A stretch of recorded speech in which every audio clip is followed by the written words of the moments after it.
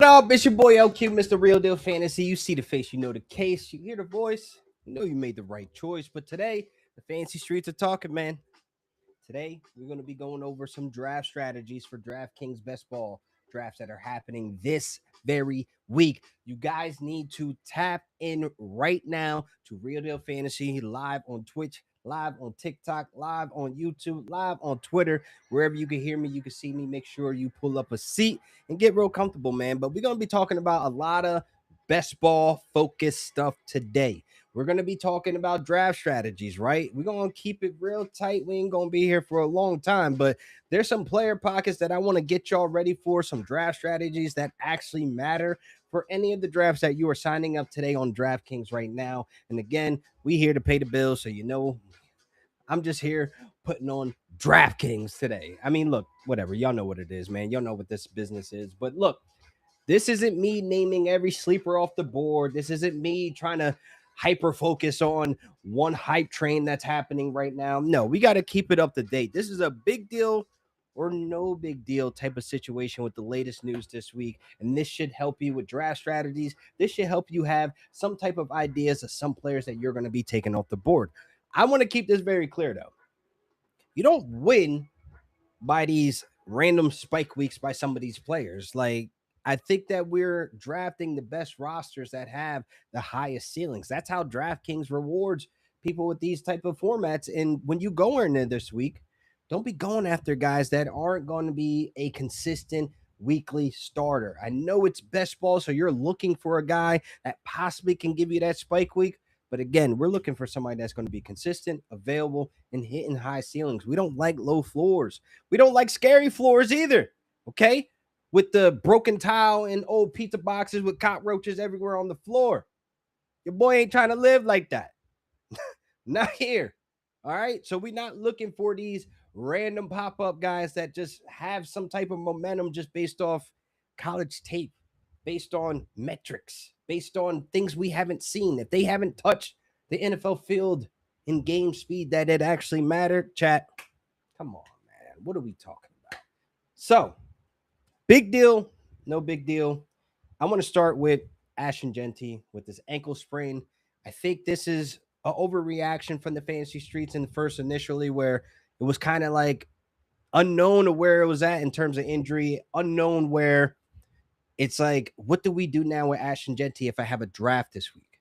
Like, if I have a draft coming up, do I target Ashton Genty or do I handcuff Mike Washington? Now, chat, if you know me very well. The boy's not a fan of the handcuff.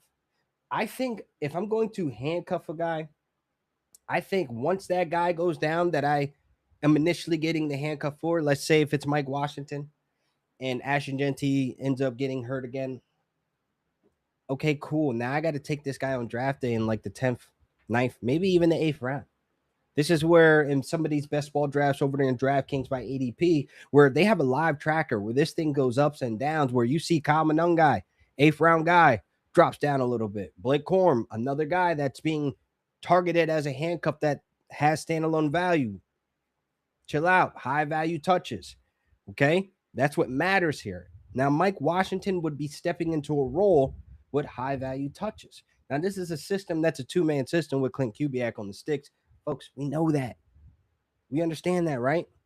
So at the end of the day, chat, when I look at opportunity, and I understand that Mike Washington will step into opportunity, but what will this say with the system that Clint Kubiak has put together?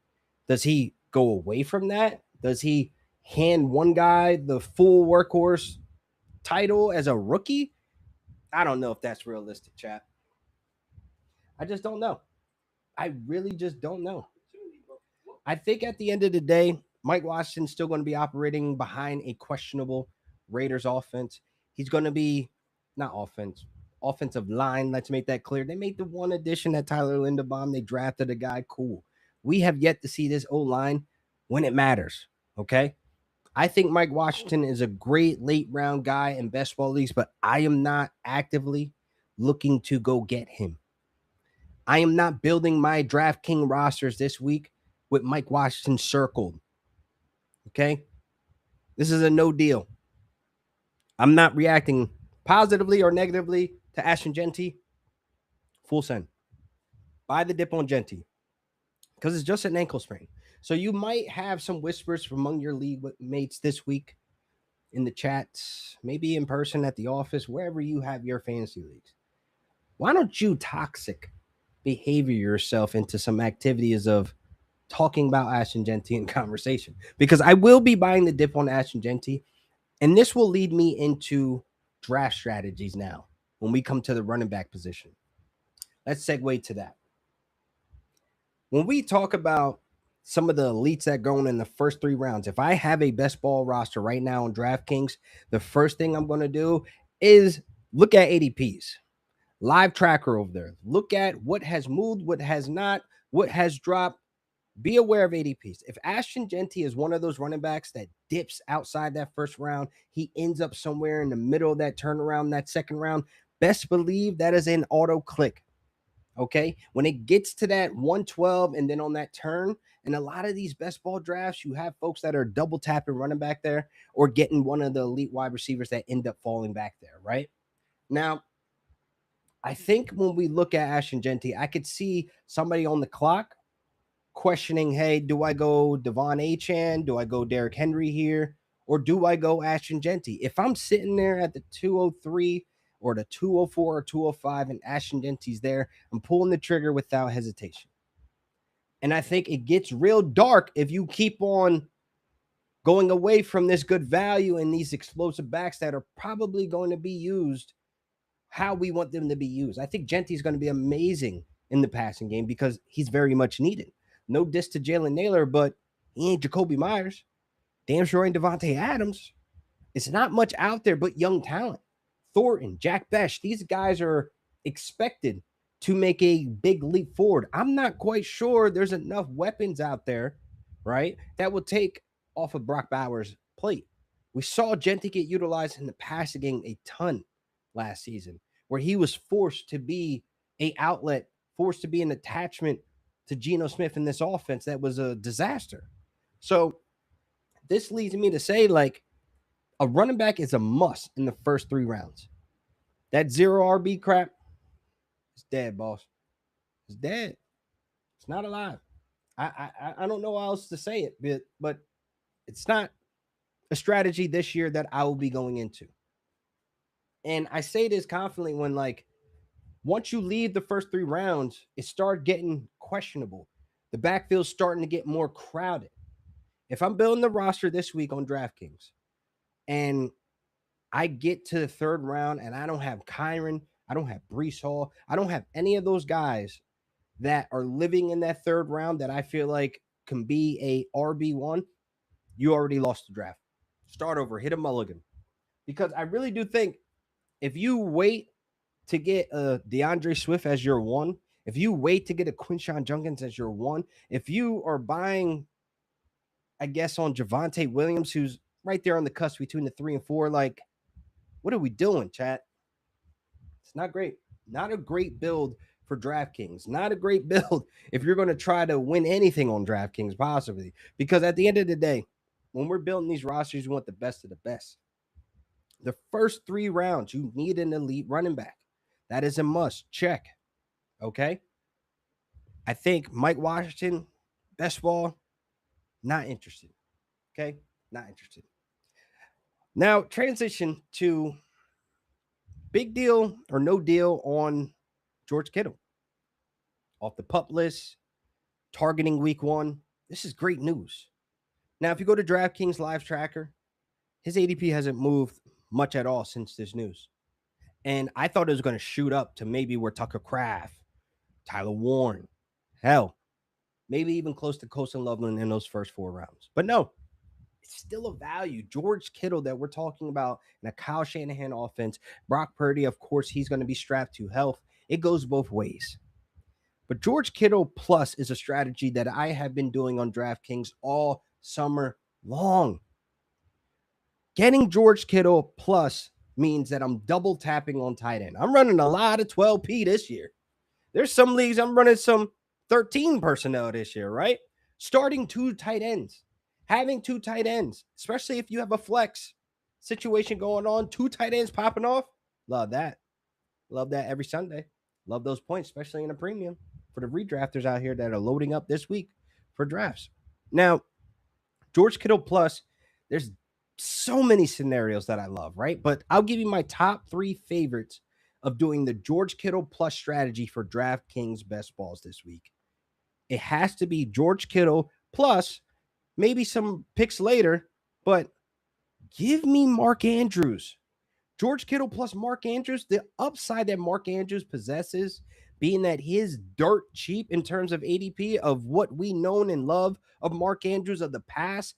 I'm thinking a new offense, a new identity, a new fresh start. Isaiah Likely is now in New Jersey. Yes, New Jersey. That's where the Giants practice. I'm looking at this as an opportunity for Mark Andrews to get back on top. And a new offense that is cut from the cloth of a Sean Payton prodigy and Declan Doyle on the sticks calling these plays. I cannot honestly say that if the Ravens go into this season and they shy away from using Mark Andrews, why did you let Isaiah Likely walk? Mark Andrews, to me, the chemistry, the elite quarterback that he's attached to, he is cheap access to Lamar Jackson at a position that a lot of people only draft one of. Let's make that very clear.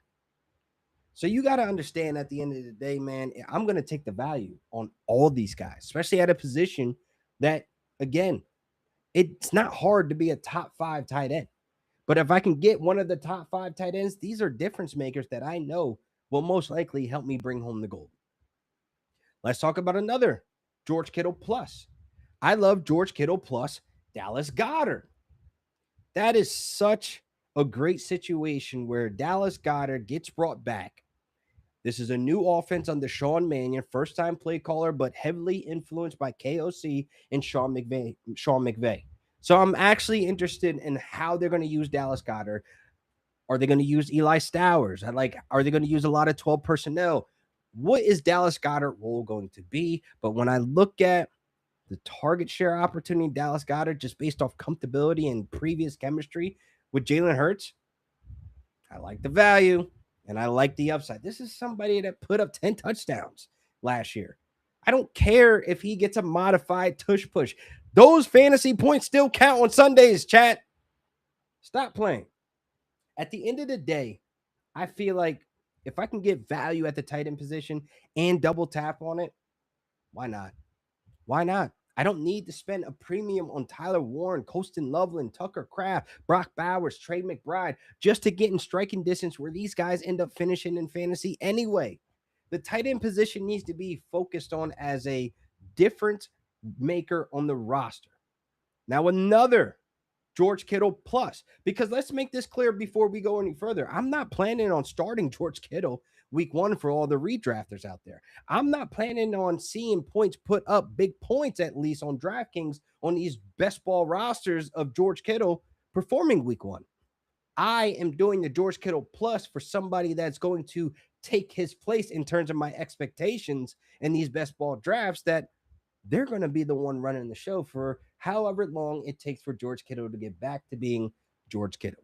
Okay. I believe he's healthy, but I don't think that is going to be, I would say, beneficial for fantasy managers until probably mid-season, where he gets into that routine and he's back. Okay. Not having a full camp at full speed, it definitely will take some time for George Kittle to get back doing George Kittle things. I think George Kittle, the first couple of weeks, may be blocking more often than running routes based on they want to take it easy. It's going to be a long season, because if you ain't read the notifications or news or the timelines in the fantasy streets, boy, it's looking ugly over there in Winersville. But anyway, George Kittle plus, my last George Kittle plus strategy for the tight ends going to these DraftKings best ball leagues. I honestly love George Kittle plus Chigakonkwo. Now, you're probably thinking like, yo, that was your top 5 tight end just a couple of weeks ago, couple of months ago. Stephon Diggs is there. But I still have faith in Chigakonkwo being a reliable tight end. I still have faith in Chigs going out there doing his damn thing, maybe having a career high. I just feel a little different than I did a month ago, where I don't have Chig as a top 5 tight end anymore. He's still top 10. He may be at that 7, 8. I'm teetering there. Um, I just think that, he has the talent, he has the situation. Diggs is there, McLaurin's there, guys are healthy, but that O line is going to be messy. And I think just being that Jaden Daniels has so much chemistry built at the tight end position. Look at Zach Ertz the last 2 seasons he's been with him, the red zone opportunities, the touchdowns, just first read, just being able to be the reliable source for Jaden Daniels when he's in distress, or look at his rookie season being so accurate because he's able to find the tight end. So I think having somebody like Chiggs on the utility belt, yards after the catch, explosiveness, reliable hands. That's everything that Chiggs has on the utility belt. And placing touchdowns on top of that, bruh, how can he not overperform his ADP? Go over to DraftKings live tracker right now. He's still going in those later rounds. He's still a tight end 15, still a tight end that is being forgotten about, that he is not in one of the best situations he's ever been in his career. And knowing the talent, watching the tape, and understanding what he can bring to an offense, I'm pretty sure McDaniel was rubbing his hands like Birdman when he seen Chiggs was a free agent. Come on, man. Imagine Chiggs with Justin Herbert. My God. And my guy, Rondé Gaskin, that damn it, David Njoku. Big jersey, but God damn it, you'd have messed everything up. But I want to say this, that having this George Kittle plus strategy makes me feel good about the tight end decisions I make. I'm going to transition to the first 3 rounds and some builds that I like. I like going wide receiver in the first 3 rounds. I mean, the first 2 rounds. I like double tapping if I'm in the middle rounds. If I can get Amon Ra, St. Brown, and the AJ Brown, the Brown family, I love that combination, right? Now, there's some leagues that you can start 3 wide receivers, but that's a whole different bag of a strategy. But in best ball, if you wanted to go wide receiver in the first 3 rounds, that's cool. I've done it too. I've gotten a Puka Nakua. I've gotten a Lad McConkey and Garrett Wilson combination earlier before, camp. But still, these best ball drafts, these roster builds are important in those first 3 rounds. Now, I talked about earlier how with Genty, if he's there, buy the dip. I want to grab one of these elite running backs at least in that second round. Now, Saquon Barkley, James Cook, Derrick Henry, Devon Achane. We talked about Ashton Genty. There's so many good running backs there that provide high ceilings. Any of those names right there could be RB1 this season, right? They could be up there with the CMC. They could be up there with the Christian McCaffrey. So that's why in that second round on that back end, if I go running back up there and get a James Cook and a Saquon Barkley on the 112, like, come on. How can you hate that? And then in the third round, get yourself a Garrett Wilson, a Lad McConkey if you're thinking big things over there, right? But the wide receiver position is so much deeper after you get out of those first 3 rounds. So I can't stress this enough. On these DraftKings Best Ball rosters this week, you need to be grabbing an elite running back. I cannot stress that enough. It gets dark outside. It gets wicked because you're not going to like your team. I'm telling you right now, you are not going to like your roster. You're going to look at your roster and like, damn it, now I need to enter another DraftKings contest. But hey, I wouldn't be mad at that. There's a couple rosters that I'm building. There's a couple rosters this week that I will be building. But guys, listen, I'm going to get up out of here, man. But this has been a great episode, a quick episode. Like I said, went over some of the strategies, went over the first 3 rounds of some of the roster builds that I like, and some of the opportunities that you could take on buying the dip. It's a big deal, not a big deal. I'm really not worried about Ashton Genty. Make sure you buy the dip and draft him everywhere in all your DraftKings contests this week. So make sure you tap into me, LQ at Real Deal Fantasy on all social media platforms. You can catch me over there at FTN Fantasy, the FTN Fantasy Show on Sirius XM Fantasy Sports Radio, channel 87. Damn, that's a lot to say. But 2 p.m. Pacific. Saturday, you can catch me and the homie Dane Martinez holding you down. But this is another great episode. The Fantasy Streets are talking. I appreciate y'all. Make sure y'all tap in. Shout out to DraftKings. Peace.